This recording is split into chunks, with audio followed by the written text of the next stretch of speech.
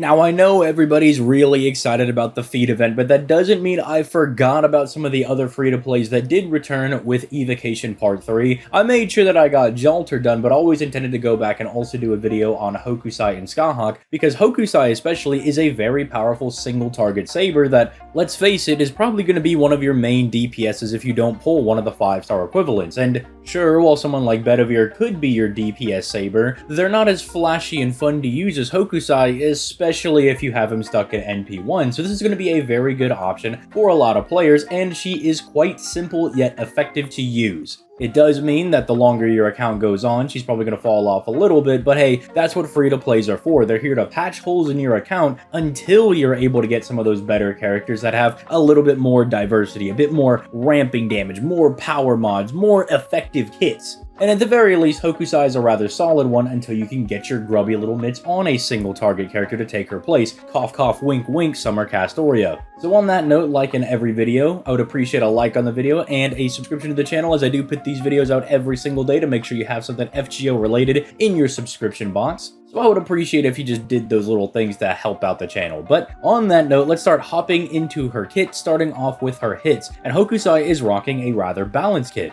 4 hits on both of the quick cards, 4 on both of the arts cards, and that illustrious 5-hit extra attack, which if you're not in the know, the extra attack is a composite card that Gen Stars NP and does big boy damage. And with her having a solid 0.46% NP gain, you might not think she's able to get some fat refund going, but in the gameplay in the background, you'll see at one point she refunds like 200% of her NP on an arts crit. Granted, that is with double Castoria, but Castoria is the intended arts support character you're going to be using with her. And you can easily achieve similar NP levels of refund if you're pairing her with someone like a Paracelsus and a Asclepius, maybe a little Tamamo action if you're feeling a little bit freaky. The other notable thing is that she is supposed to be kind of this ramping crit character, so the fact that she has really high hits on her quick card and I would say a decent star gen stat of 10% does mean that, especially in some mighty chains and some scenarios, you can get some pretty good star refund off of her. Again, nothing insane, but it is nice that you're not going to have to put all the work on, say, Lady Avalon or your 2030s to try to provide her stars. She can kind of finagle a way for her to be able to generate her own stars, but her skills also help out with that. Diving into her actual skills, first we have Supernatural Power, Ink. This is going to be giving her a 20% battery and bombing 20 stars on a low 5-turn cooldown. Remember, she is a year 4 free-to-play, so don't expect all the fancy bells and whistles of modern characters, but still, a 20% battery with 20 stars is always going to be really nice. Really, any battery for any of your characters can really help you out, not only just going into boss fights and having access to some immediate NP, but also immediate stars for a character that wants to be critting as often as possible. But also, because she is available now in the Evocation shop, this does mean that you have access to all of her servant coins, meaning that this 20% battery can be paired with her Append 2 to technically give her a 40% battery. So if you need her to chunk a large enemy in like a 90 plus or plus node, she can get that job done for you. It might not be the prettiest, but she can get the job done. And you don't have to RNG as hard, even if you are reliant on maybe a face card if you're in one of those scenarios, because she does give herself the crit stars. And I guess if we go over to her second skill, some pretty impressive star weight at 500% for 3 turns, while also giving herself a 2k guts that also lasts for 3 turns on a 7-turn cooldown. It does mean she doesn't really have to fight for those stars unless, I don't know, you pop the star weight skill on one of your other DPSs, but in that case, it's just a skill issue. I do really appreciate the guts on her though, because that's the one method of survivability that Arts doesn't really provide. They have a lot of invincibility and solemn defense because of Castoria and Lady Avalon, but there are bosses that give themselves Pierce Invincibility, so if you're relying on just Castoria's 3rd skill or Lady Avalon's 2nd skill to keep you alive, having a way that can still preserve your Hokusai, even if they are bypassing your invincibility, is always just nice. It also does mean if you ever get in a scenario, because maybe you're earlier on in your account where your supports get taken out and you gotta solo the rest of the fight with Hokusai, having the guts does essentially buy you an extra turn, and that's always nice. And again, star weight's not the craziest skill, but it just means she doesn't have to fight for stars, which for a character that wants to be critting as hard and as often as possible, that's always going to be good. Rounding out her kit with her 3rd skill is going to be Nom de Plume, Dragon Crested Octopus. And this one one's actually pretty nice. It's a 30% arts card buff for 3 turns. Why couldn't Jolter get that for her Buster card?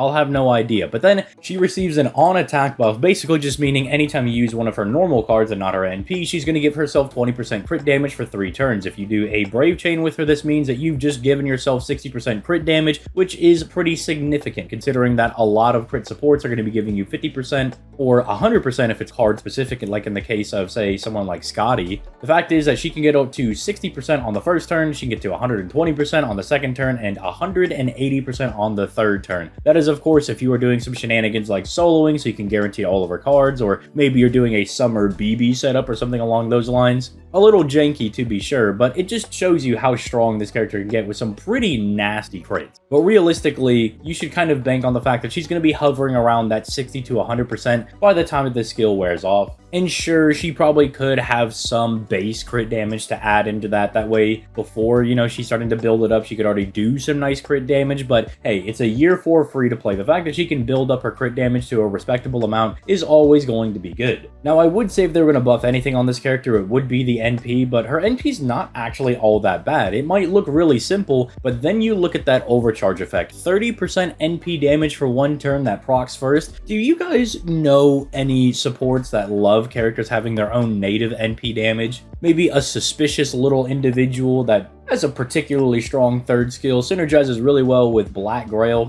I can't really put my finger on it, but the 30% NP damage I've heard is pretty good with this illustrious individual. And it does mean that going into type neutral fights, if you're using somebody like Oberon, she can get really close to even doing like 1,000,000 damage, even if you're not really investing that hard into her. Now, granted, if you're going to be getting close to 1,000,000, you do need something like a Black Grail, but it does show how high she can hit for someone that doesn't have any ramping damage for her NP. Like, sure, she can ramp up her crit damage, but she's not building up arts buff, she's not building up attack, she's not building up NP damage. She kind of just does the damage she does because the NP damage is baked into her NP, and the arts card buff is just up for 3 turns. So it's no wonder why a lot of players were really excited for this character. Not only are they super simple to use, you can kind of just use them as a free-to-play equivalent of somebody like Saber Lancelot, where you just click all 3 of their skills and then just let her rip, just let her do damage, start building up crits, and get in there. It's also no surprise why a lot of people made her Grand Saber. At least on my JP friends list, I saw quite a bit of Saber Hokusai, and that's because her Bond CE gives her another 30% NP damage and has the rare benefit that whenever she goes down, she increases the party's NP damage, except herself for obvious reasons, by 15% for 3 turns. So not only does her NP damage get up to 60%, because 30% from the Bond CE and 30% from her overcharge on her NP, which is just a non-limit broken Black Grail, which is crazy, but then she has some party support that even after she goes down, she's ensuring that other people are going to be doing more damage. Now, this is normally where I would say, is this character worth rolling for? But we don't even have to worry about all that because they're free. Again, I would still recommend going for Jolter first because Jolter is a Berserker. They're going to be a bit more applicable in more fights because Berserker, super effective against everybody, you know, go figure, no duh. But if you've already got yourself a really strong Buster DPS, then there's no problem in going for Hokusai over here as a Arts DPS if that's something that you're lacking. After all the evocation guys are going to be in the shop forever, you know, from now until the game ends its service. So you have all the time in the world to go ahead and pick these guys up whenever you want. And if you're in more dire straits for a Saber DPS, or more specifically an Arts DPS, then Hokusai can definitely get the job done. But that's really all I've got to say on her. I mean, she's a pretty solid servant, very straightforward and easy to use. And hopefully this video is very straightforward and easy for you to get through. I'm hoping that transition worked out pretty well at the end there. As I said at the beginning of this video, if you enjoyed, please leave a like on the video and subscribe to the channel, as it's absolutely free and helps me out more than you know. Stream schedule is a little bit wonky right now. Full transparency, I got some friends coming into town, so I'm kind of prioritizing hanging out with them because I can only see them whenever they come into town, as opposed to I can stream whenever I want. But we will be streaming the feed event on Fridays. That's going to be both here on the channel and on the Twitch, which is linked down in the description down below. And as per usual, if you want to support the channel even further, there is the Patreon down in the description down below, where the patrons get access to exclusive videos that only go up on the Patreon, and they get to vote for the videos that come out on Fridays. We actually just put out a tier list for all the feet portraits for the patrons, because that is what they wanted. They wanted me to do that. It was like 50 minutes long. So if you're like, dude, I gotta see my guy ZTL rank all of these shoes, I just gotta see it, then by all means, subscribe to the Patreon down in the description down below. But with all that being said, I'm going to go ahead and get out of here. You guys have yourselves a nice day, and I'll catch y'all on the next video. Peace. Late, guys.